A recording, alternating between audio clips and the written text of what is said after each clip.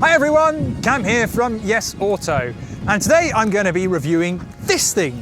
It is the Ford Puma ST. Now, it's getting absolute rave reviews at the moment because it is, in a nutshell, a Ford Fiesta ST on stilts.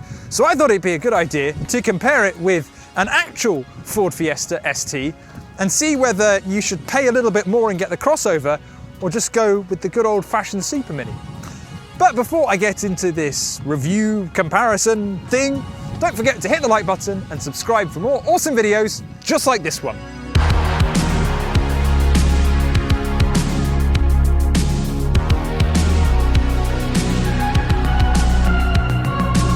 Now on the surface, these cars look very different. So we'll start off with the Puma, and the best way I could describe it is a very happy frog, especially in this metallic green. So you've got this nice big grille down here, which looks very similar to that of the Focus and also the Kuga. In fact, you can watch our review of the Kuga by clicking the link in the top right-hand corner.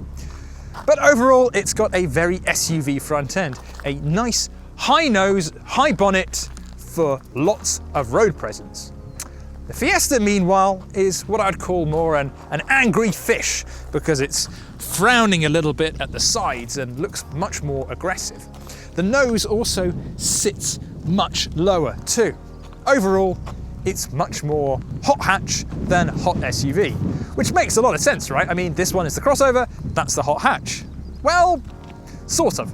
If we go a bit further back, we've got our SUV-like roofline going back here and also these extended wheel arches, and it looks overall quite a bit bigger than a Fiesta, right? But it isn't. It's only 3mm taller than the Fiesta. So when you actually stand next to these cars in real life, they feel like they're pretty much exactly the same size. And that's going to be the case as well when we get inside the car. So really, what you're paying for is SUV looks over those of a Super Mini. There is a difference though. The boot on the Fiesta is smaller than that on the Puma. But really, until we get inside, there's not a lot actually different between these two cars. Now the underpinnings of the Puma ST really are very similar to that of the Fiesta ST, although there are some very subtle differences which I'll get onto in just a bit. So both cars have bigger brakes over their standard counterparts, and they're highlighted by these nice big red brake calipers. We've also got a 25% faster steering rack, so you can really chuck it into corners, and you can also option a mechanical limited slip differential. Now there is a slight difference on the Puma ST because it's a bit bigger and a bit more wallowy. You have a 40% increase in stiffness at the rear of the car just to keep the car more level in the corners. Now, some bespoke additions to the Puma include this lip down at the front, which reads Ford Performance. Now, what's interesting is that this is a big old crossover, but according to Ford, that generates 80% more downforce than the front end of a regular Puma. Not Formula One levels that we're talking about here, but it's going to give it a bit more grip. The rear wing, and there's also a diffuser back here as well, also work in conjunction with each other to have a positive effect on downforce. So there are some real sporty credentials to what is a not very sporty body style. Now you've only got one engine option in the Puma ST, and it's a 1.5 litre 3-cylinder turbo engine producing 197 brake horsepower and 320 newton meters of torque.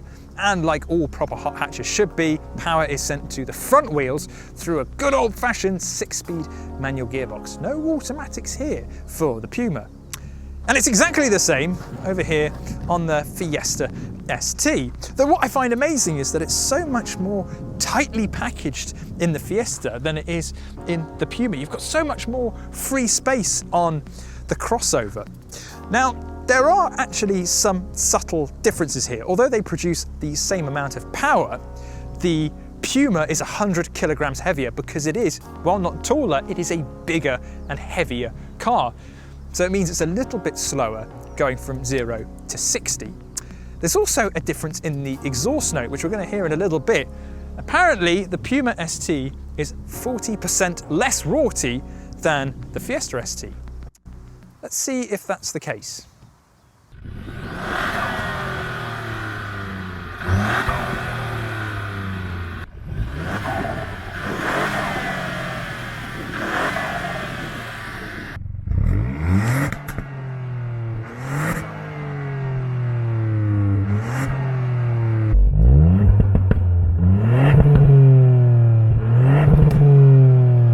Being a bigger car, the Puma is of course also more expensive than the Fiesta ST.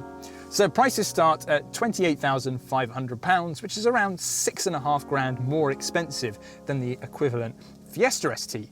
And that's also before you spec the performance pack, which I recommend you do because it comes with the mechanical limited slip differential, as well as launch control and also a shift indicator on the instrument panel. And it only costs £950, but will probably be quite important when it comes around to selling the car.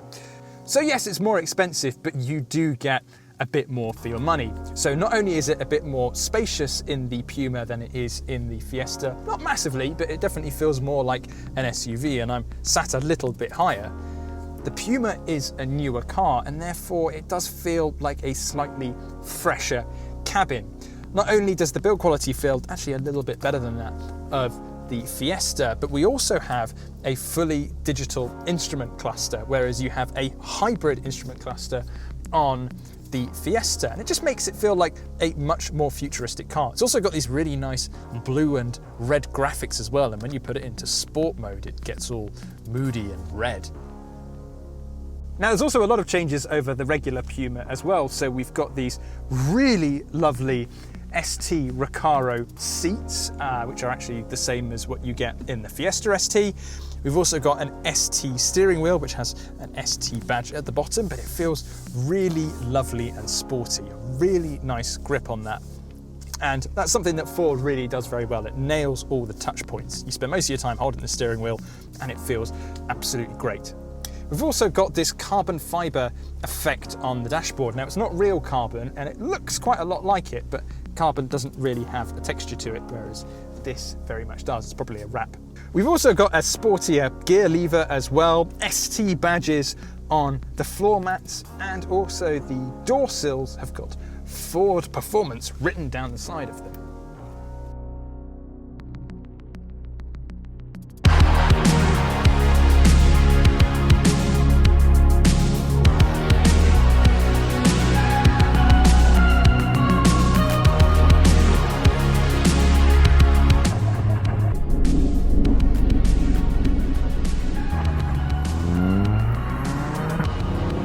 Let's be real, the Fiesta ST has never been about 0 to 62 times, and the same will be for the Puma.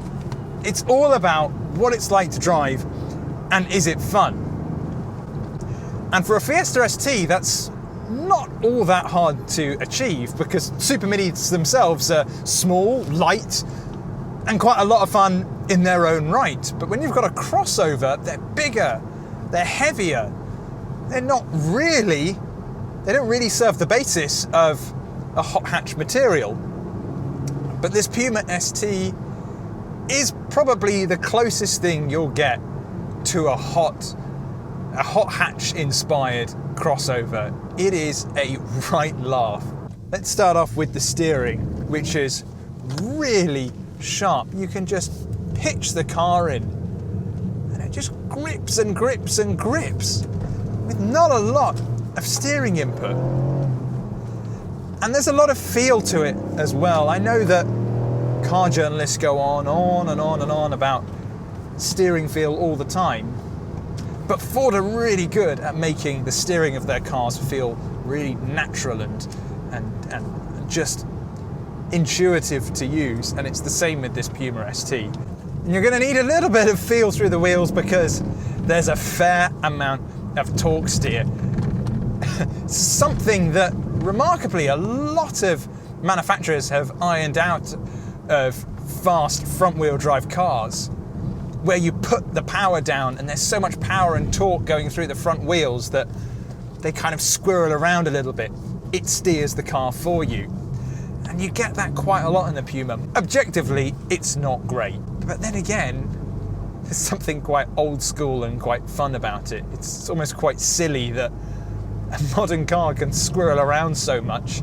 And speaking of the car steering for you, I'm on quite a bumpy road at the moment with lots of potholes, and I'm finding that the steering is kind of wanting to find a lot of lines in the road and follow those lines even though I don't want it to. It's called tram lining. It's almost like your car's on rails, but while that's used quite positively in something like Formula One, of where you want your car to be on rails, if it follows the rail even in a direction you don't want it to, it can just be a little bit frustrating. We've got a really lovely gearbox in here as well, so you're just constantly wanting to shift through the gears.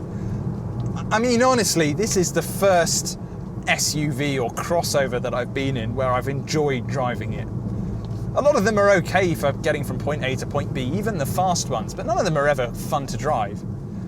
I had a T-Roc R for a bit last year. In fact, if you click the link in the top right-hand corner, you can watch a very makeshift drag race of that against the Civic Type R. But it was fast, but it wasn't fun to drive. But this thing is a right hoot. But the question is, should you buy one over a regular Fiesta ST? There's no denying there's more room in it. If the Fiesta is actually quite a cramped car. It's not what you would call spacious. Remarkable, given that it's one of the best-selling cars in the UK. And so with the Puma, you do get a bit more space and you do get a slightly bigger boot. The drive isn't as good as a Fiesta. I think if you're after a really good, proper driver's car, the Fiesta ST is better in lots of little ways that all add up to just make a better driving experience. There's not as much body lean when going around corners, so it just feels a little bit tighter overall, and therefore the steering feels nicer. So the Fiesta is the car to go for if you want a good, fun driver's car.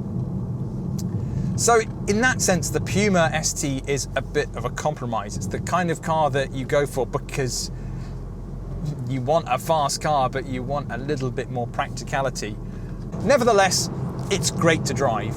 For it being a bigger car, it is easily the most fun to drive crossover there is out there. And if that's the kind of thing that you're after, if you're looking for a crossover that feels like a hot hatch in pretty much every single way, the Puma absolutely nails it. I still would rather the Fiesta ST though.